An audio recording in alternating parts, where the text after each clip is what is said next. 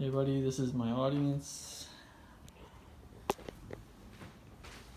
Alright, so today I'm doing my commemorative speech on my mother and why I think that she is the best. And just some of the memories I had of her growing up. So, kind, humble, extravagant, wise, strong, independent, and just the best. She shelters the misunderstood. She neither judges nor shames. Susan, or Sue, my mother, is simply the best. The memories I have with her, the challenges she has faced throughout her life, and how she influenced who I am today assure me that my mother is simply the best and better than any other. So, incredibly innovative, fun, and creative, of course. My mom held a daycare for like 7 kids. My brother, sister, and I all had best friends from the group growing up, and it was chaotic.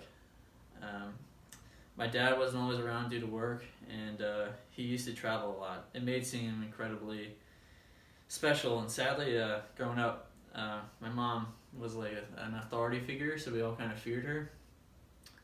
But I kind of realize now that that's only because she was always around. And so she made ways of having fun, like we'd have breakfast for dinner, and honestly, how can you not love someone that does that for you? And so as stressful as having all these kids around all the time was, she always was like a caretaker, and she put her needs second. And as I got older, I kind of understood the sacrifices that she made as we went on. And I'd say like,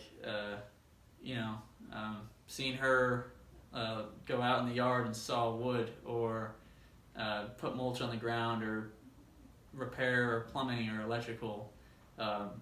As I got older, seeing that independence in a woman really built more respect growing up. So she really taught me how to, respect women, I guess. My mother was completely independent when I was growing up, and only when I hit middle school and high school did I start bearing a bit of that weight and workload. Of course, she puts up a fight whenever I try to do that, and whenever I try to carry something, she doesn't let me. Or when I tell her to sit down and relax, she tells me not to tell her to relax, which I know that a lot of ladies say not to tell them to do.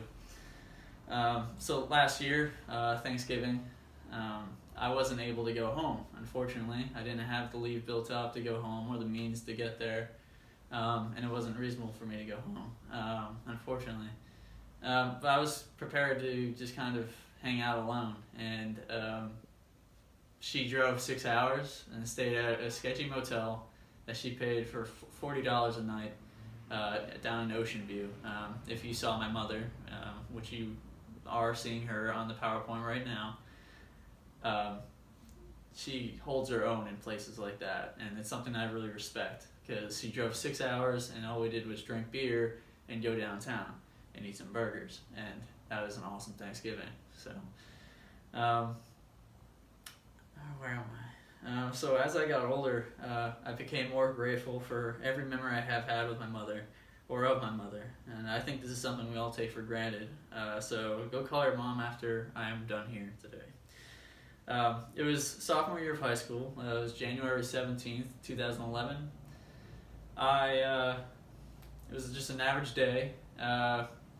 We just took down the Christmas tree, all the ornaments and the decorations, and Brianne Cooper and I, my brother and sister, we were all tasked with different jobs, what to do, alright? And put all the decorations away and everything. Some take it down, some bring it upstairs.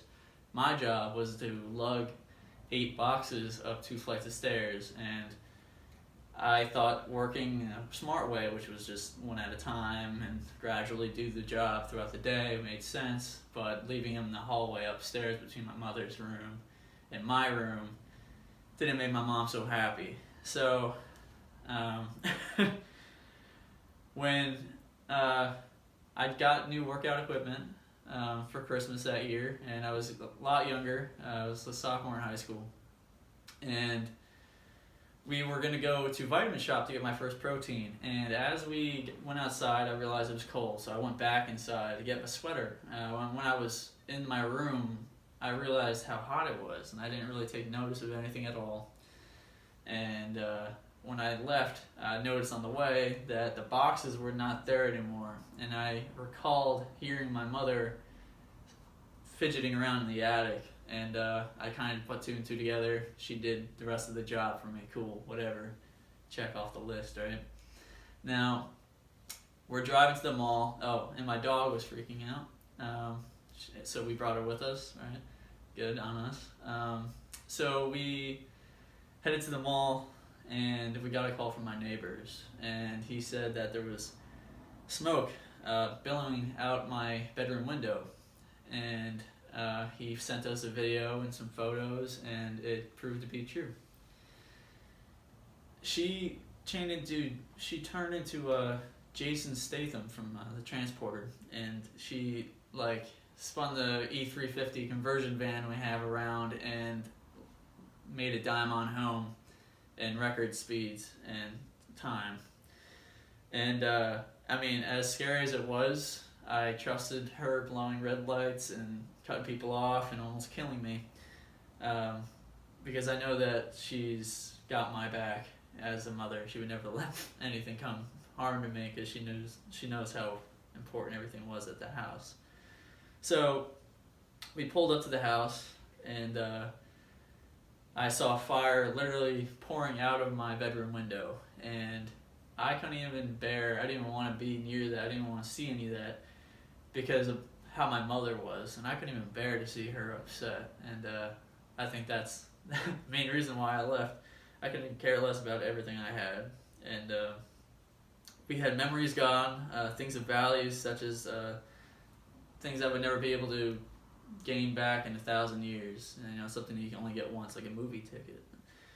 And my mother single-handedly managed the entire situation afterwards. She arranged for where our pets were going to go, where we were going to go, how we were going to get to school, where we were going to stay, what we were going to eat, how she was going to get to her full-time job, how we were going to figure out the situation with the house. And she did all this pretty much alone. And it's something that I never really put together at the time. I thought she was just really strong, but it also takes a lot, just mentally and emotionally, to do that. And I had to be a rock for her, because she was a rock for everyone at the time. And my mother was a lady who could be a total stranger to you. But if you sat down next to her at a bar, for example, you would feel very safe talking to her about any problems in your life at the time. She had a very reasonable moral code growing up, and having been raised on it, I feel that it has really set myself apart from the crowd. Manners in treating a woman like I would my mother, and remaining chivalrous, even how people are today, and treating people right, and giving my girlfriend's father a firm handshake every time I see him. They're all things she raised me to keep in mind, and all things I'm grateful to have been taught at such a young age. It's not what she gave me, but more so what she taught me. The fire burned books, photos, ornaments, and cherished memories. Ones I'll never forget, and so as long as I have my family, my mother, my girl, my memories, and as long as that's all okay, I know I'll always be okay. Thanks for teaching me what really matters. Thank you, Mom.